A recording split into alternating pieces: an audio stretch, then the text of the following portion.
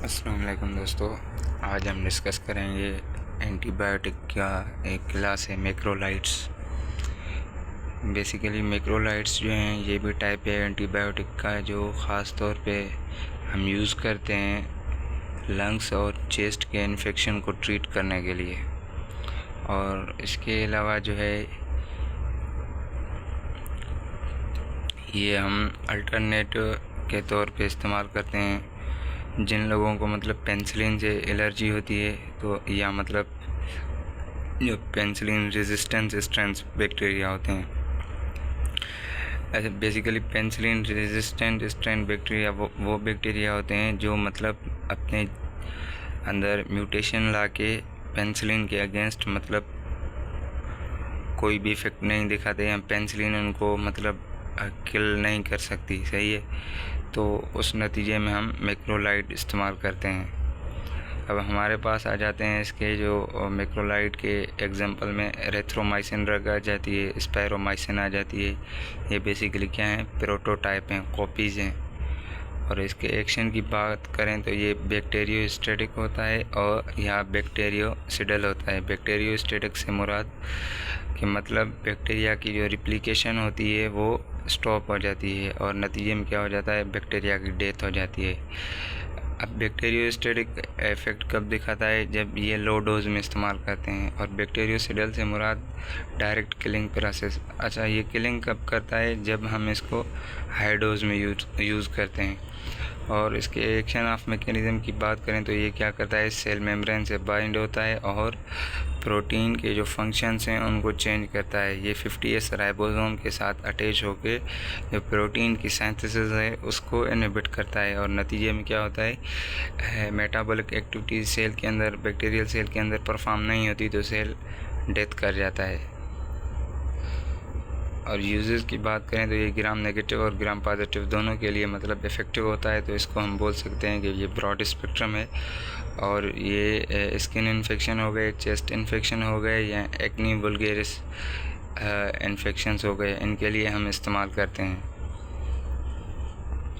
और adverse effect या side effect की बात करें तो अगर कोई बंदा मतलब मैक्रोलाइड्स ले रहा है तो इसके साइड इफ़ेक्ट क्या हो सकते हैं। नौजिया बोलते हैं हम, वोमिटिंग लाइक सेंसेशन या वोमिटिंग हो गई, डायरिया हो गया या एब्डोमिनल पेन हो गई। ये क्या है, एडवर्स इफ़ेक्ट हैं या साइड इफ़ेक्ट हैं मैक्रोलाइड्स के।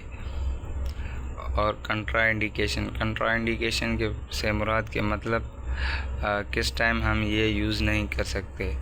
हाइपर सेंसिटिविटी टू मैक्रोलाइड, जिस बंदे को मतलब एलर्जी हो मैक्रोलाइड से तो उसको हम मैक्रोलाइड्स प्रिस्क्राइब नहीं कर सकते या उसको मैक्रोलाइड नहीं सजेस्ट कर सकते। यहाँ उसके अलावा जो पेशेंट ऑलरेडी लिवर डिजीज़ से मतलब हो या पेशेंट को पहले से ही मतलब कोई लिवर का प्रॉब्लम हो, तो इन केसेस में हम मैक्रोलाइड्स पेशेंट को प्रिस्क्राइब नहीं कर सकते। फिर प्रिकॉशंस आ जाती हैं कि हमें कब जो है ये देने से एहतियात करना चाहिए।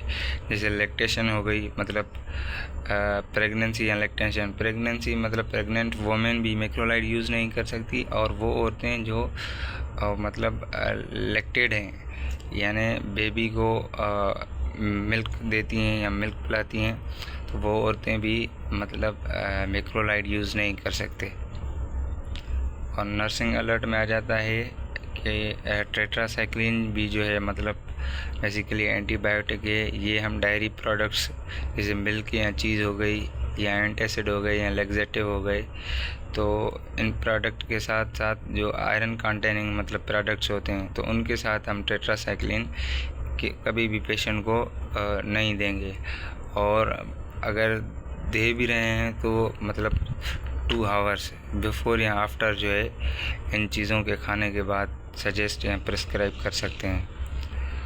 और उसके अलावा मतलब वो खाने या ड्रग्स जिसके अंदर कैल्शियम, मैग्नीशियम, एल्यूमिनियम या आयरन हो, तो ये चीज़ें क्या करती हैं, जो टेट्रासाइक्लिन की एब्जॉर्प्शन है ना उनको रोक लेती हैं, सही है। तो इस वजह से हम टेट्रासाइक्लिन जो है सजेस्ट नहीं करते पेशेंट्स को आफ्टर मतलब इन फूड्स के इनटेक से आफ्टर 2 आवर्स या बिफोर 2 आवर्स लेने के लिए मतलब सजेस्ट कर सकते हैं या एडमिनिस्टर कर सकते हैं उसको।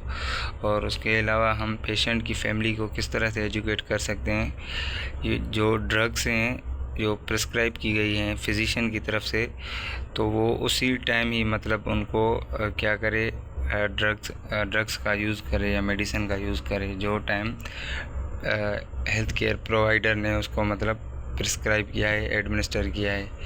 और ये टाइम इंटरवल बहुत ही अहमियत रखता है। और हमें जो है डोज इंक्रीज़ या ओमिट नहीं करना अपनी हिसाब से, जब तक हमें हेल्थ केयर प्रोवाइडर जो है एडमिनिस्टर या प्रिस्क्राइब ना करे। और हमें जो कोर्स है वो मुकम्मल तौर पे कंप्लीट करना है, चाहे हम बेहतर ही फील क्यों ना कर रहे हों।